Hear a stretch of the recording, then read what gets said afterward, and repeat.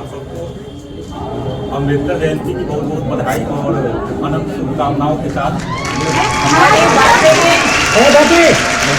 बताया था अम्बेडकर जो है वो 1891 में 14 अप्रैल के दिन ही अवतरित हुए थे और महू में उनका जन्म हुआ था और निर्वाण उनका जो है वो 6 दिसंबर 1956 को हुआ था। हम लोग इनको याद करते हैं बहुत सारे कारणों से। यह केवल जो है राजनीतिक नहीं थे बल्कि समाज सुधारक भी थे, बहुत बड़े फिलोसफर थे, बहुत बड़े अर्थशास्त्री थे और सुधार के श्रेणी में विश्व के लेवल पे इनको बहुत ही ऊपर स्थान दिया गया है। एक सर्वे हुआ था इंडिया टुडे का, उसका जिक्र मैं करना चाहूंगा। उसमें भारत के बड़े बड़े लीडरों को शामिल किया गया था। उसमें गांधी जी भी थे और सरदार वल्लभ भाई पटेल से लेके और भी कई सारे लीडरों को शामिल किया गया था।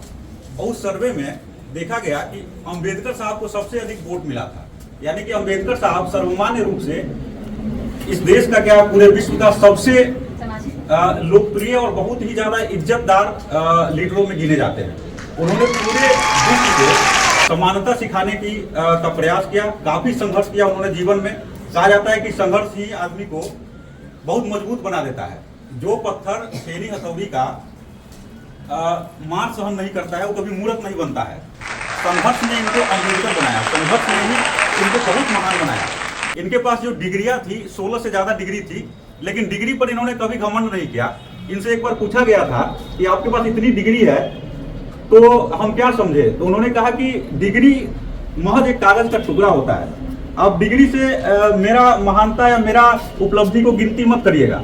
आप ये देखिए कि समाज में कौन क्या कर रहा है। अगर समाज को सही दिशा कोई दे रहा है, गलत को गलत कह रहा है, सही को सही कह रहा है, वो व्यक्ति एक इंसान कहलाने लायक होता है। जो व्यक्ति के अंदर कट्टरता भरा हुआ हो, जातिवाद भरा हुआ हो, छुआछूत भरा हुआ हो, संकीर्णता इतना हो कि समाज में नफरत फैलाता हो, वैसा व्यक्ति इंसान होते हुए जानवर की तरह है और ऐसे व्यक्ति को त्यागना चाहिए।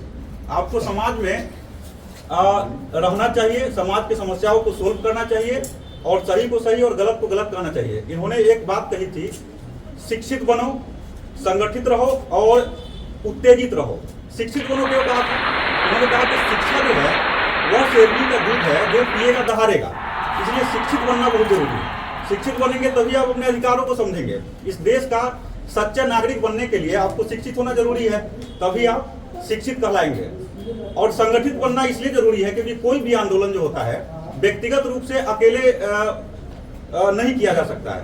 आपको कोई भी लक्ष्य को प्राप्त करना हो, उसको हासिल करना हो तो आपको संगठित होना ही पड़ेगा। इसीलिए इन्होंने कहा था कि संगठन बना के ही कोई लक्ष्य को प्राप्त कर सकते हैं, इसलिए संगठित रहो, कभी आपस में लड़ो मत, झगड़ो मत, छोटे छोटे संकीर्णताओं को लेके आपस में मत लड़ो। उसके बाद उन्होंने कहा संघर्ष करो, क्योंकि संघर्ष ही धर्म के बारे में उन्होंने कहा था कि धर्म जो होता है वो मनुष्य के लिए होता है, न कि मनुष्य धर्म के लिए होता है। इसलिए किसी भी धर्म में अगर भेदभाव है, छुआछूत है, तो वैसे धर्म को मैं त्याग दूंगा।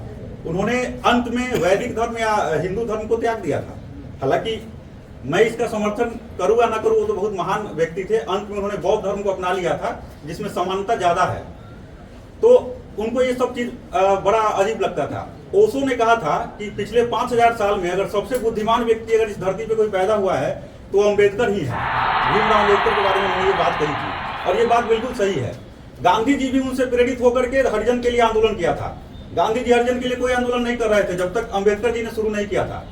वो एक पत्रकार थे, बहुत सारे पत्रिकाओं को निकालते थे, क्योंकि वो कहते थे कि विचार जो होता है वो विचार लोगों के बीच में फैलाना चाहिए, क्योंकि क्रांति हमेशा विचार से आती है। आप बंदूक से क्रांति नहीं ला सकते हैं। और जो विचार होता है वो शहीद के खून से भी ज्यादा कीमती होता है, क्योंकि एक विचार जो है वो हजारों शहीदों को पैदा कर देता है। ये बात उन्होंने कहा था अम्बेडकर साहब ने। तो ऐसे तो सैकड़ों युक्ति है, सैकड़ों चीजें हैं जो अम्बेडकर जी के बारे में बताया जा सकता है। उनमें से कुछ चीजों को आपको हमने अभी बताया था। इसीलिए उनको भारत रत्न भी दिया गया 1990 में। लेकिन भारत रत्न दे करके भारत रत्न की ही गरिमा बढ़ाई गई थी अम्बेडकर को दे करके। अम्बेडकर जी को भारत रत्न क्या, भारत रत्न से भी बहुत बड़ी चीज है वो।